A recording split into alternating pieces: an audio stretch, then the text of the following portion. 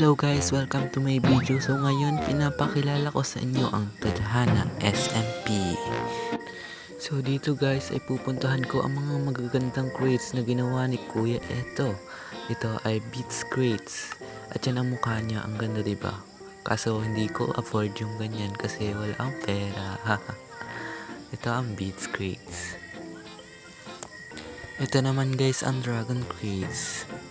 At nandyan nga yung nuggets na pinag-iisponan ng boss.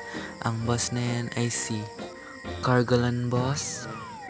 At marami pang boss na iba. Yan yung mga kakalaban nyo para makuha nyo ang mga boss na ito. Ito nga pala yung dragon crates na maganda rin kaso hindi ko rin makukuha. Kasi nga wala akong pambili. Kaya naman guys hindi ko ma-afford ang mga ito dahil wala akong pambili. At ito rin naman ang Arken crate. Ang pinakamaganda sa lahat na nagugustuhan ko.